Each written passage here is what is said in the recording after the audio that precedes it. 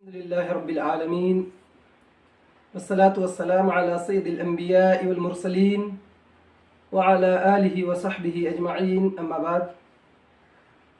قال الله تبارك وتعالى في القرآن المجيد: أعوذ بالله من الشيطان الرجيم، بسم الله الرحمن الرحيم. فإذا قرأت القرآن فاستعذ بالله من الشيطان الرجيم. وقال النبي صلى الله عليه وسلم: حسنوا القرآن بأصواتكم فإن الصوت الحسن يزيد القرآن حسنا. ناظرین کرام، اسلامی بھائیوں، دروس رمضان کا آج یہ 5واں درس ہے، جس میں خاکسار کو قرآن کریم کی تلاوت کے آداب پر کچھ باتیں عرض کرنے کا مکلف بنایا گیا ہے۔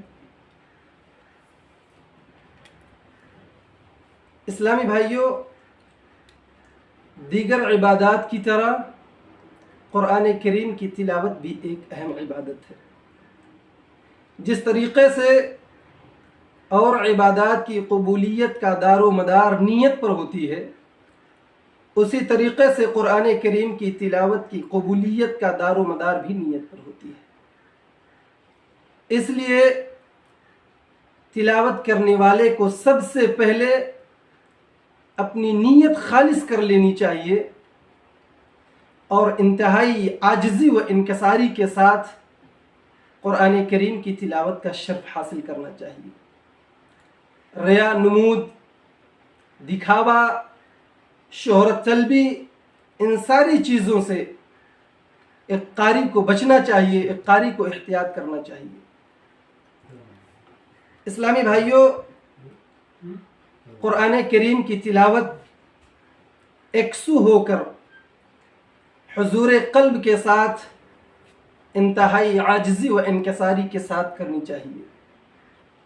اور حدیث میں بھی ہے کہ قرآن پڑھو جب تک تمہارے دل متوجہ ہو اور تمہیں یکسوئی حاصل ہو، اور جب تمہارے دل میں انتشار پیدا ہو جائے، جب یکسوئی ختم ہو جائے، تب قرآن پڑھنا بند کر دو، قرآن کی تلاوت سے رک جاؤ۔ کیا مطلب یہ کہ جب ہمارا دل چاہے، جب تک ہمارے دل کے اندر قرآن پڑھنے کی خواہش ہو، جب تک ہمارے دل کے اندر قرآن پڑھنے کی چاہت ہو، جب تک ہمارے قلب کے اندر قرآن کی تلاوت کا طلب ہو، اس وقت تک ہم قرآن کی تلاوت کریں، اس وقت تک ہم قرآن کریم کو پڑھیں۔ لیکن جب ہمارے دل کے اندر انتشار پیدا ہو جائے، جب ہمارے دل اکتا جائیں، جب ہمارا طائر تخیل کہیں اور پرواز کرنے لگے، تو اس وقت ہم قرآن کریم کی تلاوت سے رک جائیں، اس وقت ہم قرآن کریم کی تلاوت کو بند کر دیا کریں۔ سامعین کرام، قرآن کریم کی تلاوت میں سے، قرآن کریم کی تلاوت کے آداب میں سے ایک ادب یہ بھی ہے کہ قاری کو ہمیشہ یہ کوشش کرنی چاہیے کہ جب بھی وہ قرآن کو پڑھے، جب بھی وہ قرآن کریم کی تلاوت کرے، تو اس کے ترجمے و تفاسیر کے ساتھ پڑھے۔ بغیر اس کے معنی سمجھ کر پڑھنا، بغیر اس کے ترجمے و تفاسیر کو سمجھ کر کے پڑھے ہوئے ہم اس سے وہ مطلب، وہ فائدہ حاصل نہیں کر سکتے جو اس کا مطلوب و مقصود ہے۔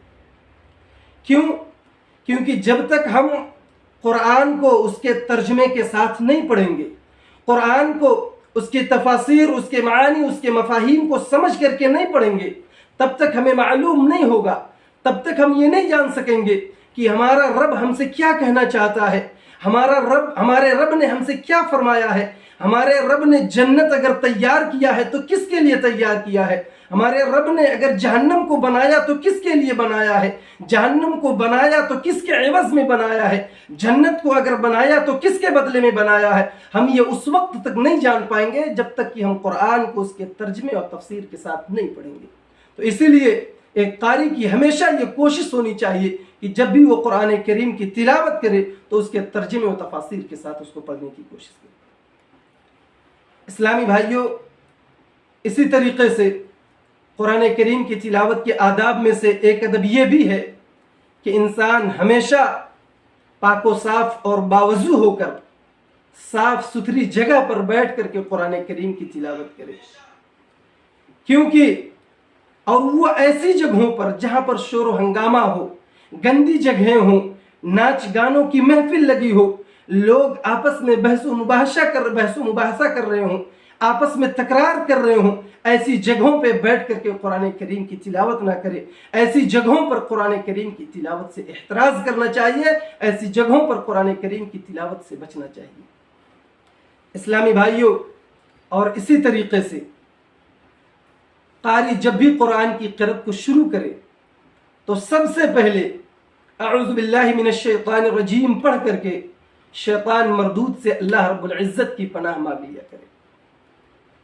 ایک سورت اگر پڑھنی ہو آپ کو، یا قرآن میں سے ایک پارہ کی تلاوت کرنی ہو آپ کو، ایک آیت پڑھنا ہو، یا قرآن کا ایک ہی ٹکڑا آپ کو پڑھنا ہو، تب بھی آپ کو شیطان سے اللہ رب العزت کی پناہ مانگ لینی چاہیے۔ ارشاد باری ہے فَإِذَا قَرَأْتَ الْقُرْآنَ فَاسْتَعِذْ بِاللَّهِ، اللہ اپنے بندے سے کہتا ہے کہ اے میرے بندے، جب تم قرآن کو پڑھو، جب تم قرآن کی تلاوت کرو، جب تم قرآن پڑھنے کی شروعات کرو، فَاسْتَعِذْ بِاللَّهِ مِنَ الشَّيْطَانِ الرَّجِيمِ، تو شیطان مردود سے اللہ رب العزت کی پناہ مانگ لیا کرو۔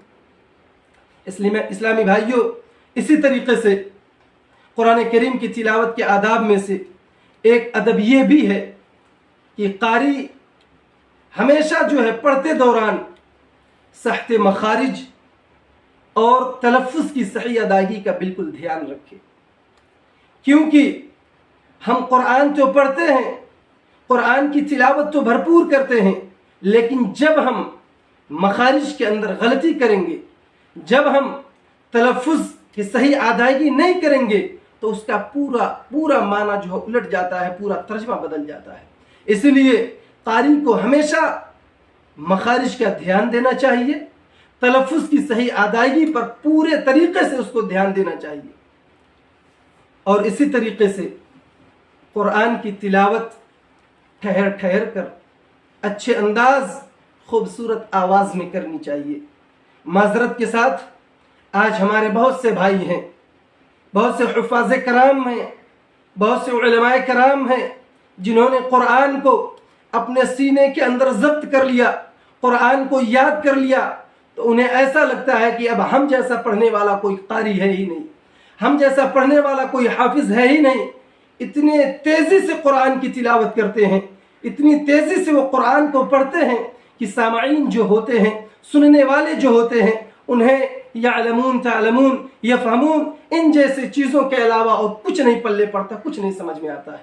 تو میری ان سے یہ گزارش ہے، یہ التماس ہے کہ آپ کو سمجھ آ رہا ہوگا، آپ کی پڑھائی آپ کو سمجھ آتی ہوگی، لیکن خدا کے واسطے قرآن کے آداب جو ہیں ان میں سے ایک ادب کے واسطے آپ قرآن کو دھیرے دھیرے آہستہ آہستہ عمدہ آواز میں پڑھیں، تاکہ سامعین بھی اس سے استفادہ حاصل کر سکے، سامعین کو بھی اس سے چاشنی مل سکے، اس سے مٹھاس مل سکے۔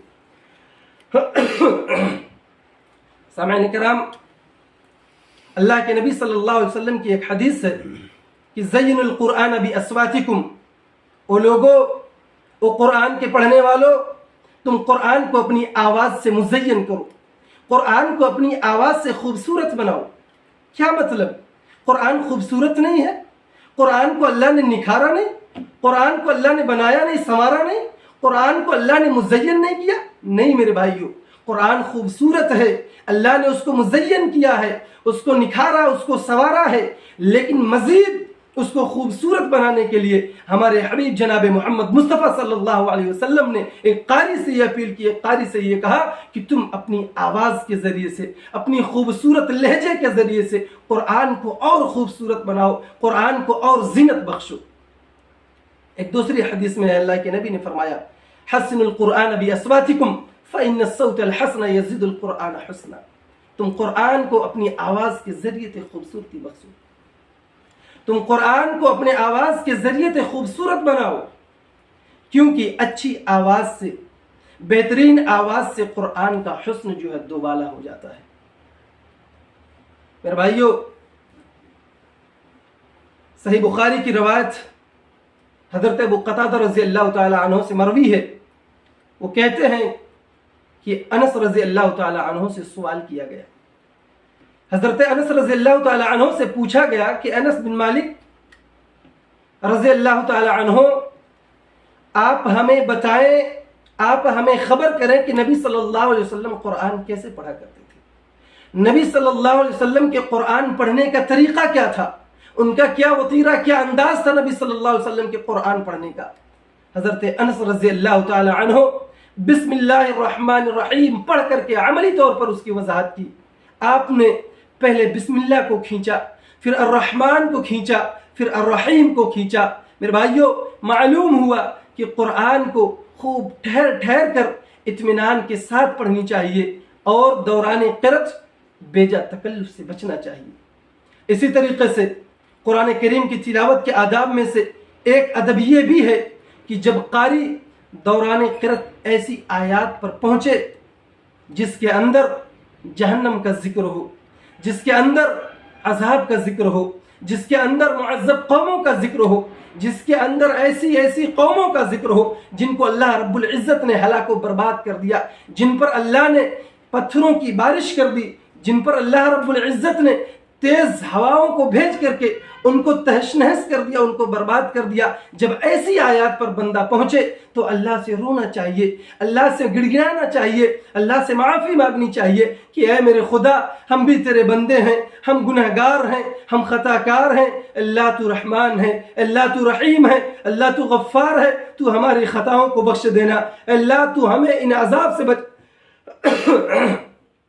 اے اللہ تو ہمیں ان عذاب سے بچا لینا. اے اللہ تو ایسے عذاب سے ہمیں دور رکھنا، ان عذاب سے ہمارا سامنا نہ کرنا. اور اسی طریقے سے جب قاری ایسی آیات پر پہنچے جن کے اندر جنت کا ذکر ہو، جس کے اندر اللہ رب العزت کے انعامات کا ذکر ہو، وہاں بھی بندہ اپنے رب سے روئے، وہاں بھی بندہ اپنے رب سے گڑ گڑائے اور اللہ سے کہے کہ اللہ ہم تیرے ہی بندے ہیں، ہم تیرے علاوہ کسی دوسرے سے کچھ نہیں مانگتے، ہم تیرے علاوہ کسی دوسرے کے سامنے سجدہ نہیں کرتے. اے اللہ تو جنت کے اندر ایک کونا ہی صحیح، جنت کے اندر ایک کونا ہی ہمیں جگہ نصیب کر دینا. اللہ جنت کے اندر ہمیں ایک کونا ہی تو عطا کر دینا. اللہ ہمیں کچھ نہیں چاہیے، بس ہمیں جنت کے اندر تو جگہ دے دینا. میرے بھائیوں، قاری کو ہمیشہ اس چیز کا خیال رکھنا چاہیے. اور یہ ساری چیزیں ہمیں کیسے پتہ ہو، کیسے معلوم ہوگا کہ اللہ نے کس آیت کے اندر جہنم کا ذکر کیا ہے، کس آیت کے اندر جنت کا تذکرہ کیا، کیسے ہمیں معلوم ہوگا؟ یہ اس وقت معلوم ہوگا جب ہم قرآن کو سمجھ کر پڑھیں گے، جب ہم قرآن کے ترجمے و تفاسیر میں غور کریں گے، تب یہ ساری چیزیں ہمیں معلوم ہوں گی. اور اسی طرح سے کبھی کبھار قرآن دوسروں سے بھی سننا چاہیے، بالخصوص اچھی اور پرسوز آواز سے دل کے اندر اثر پیدا ہوتا ہے. بخاری و مسلم کی ایک روایت کہ ایک مرتبہ اللہ کے نبی صلی اللہ علیہ وسلم برسر ممبر حضرت عبداللہ بن مسعود رضی اللہ عنہما سے فرمائش کی کہ اے عبداللہ بن مسعود، آپ مجھے قرآن سنائیں. اللہ کے نبی جو کہ صاحب کتاب ہیں، جن پر قرآن نازل کی گئی ہے، وہ حضرت عبداللہ بن مسعود رضی اللہ تعالی عنہما سے یہ فرمائش کرتے ہیں کہ اے عبداللہ بن مسعود، آپ مجھے قرآن سنائیے، آپ میرے سامنے قرآن کی قرأت کیجئے. عبداللہ بن مسعود رضی اللہ تعالی عنہما پریشان ہو جاتے ہیں، تعجب میں پڑھ کر کے نبی سے سوال کرتے ہیں کہ اللہ کے رسول، یہ عبداللہ بن مسعود آپ کو قرآن سنائے، آپ کے سامنے یہ عبداللہ بن مسعود قرأت کرے، حالانکہ خود آپ صاحب قرآن ہیں، یہ کتاب آپ ہی پر نازل کی گئی ہے، اس کے باوجود یہ عبداللہ ابن مسعود آپ کو قرآن سنائے. اللہ کے نبی نے کہا ہاں عبداللہ ابن مسعود، آج میری خواہش ہے، آج میری چاہت ہے، آج میری آرزو ہے کہ میں قرآن آج عبداللہ ابن مسعود سے سنوں. بہرحال عبداللہ ابن مسعود رضی اللہ تعالی عنہما سورہ نساء کی تلاوت کرتے ہیں.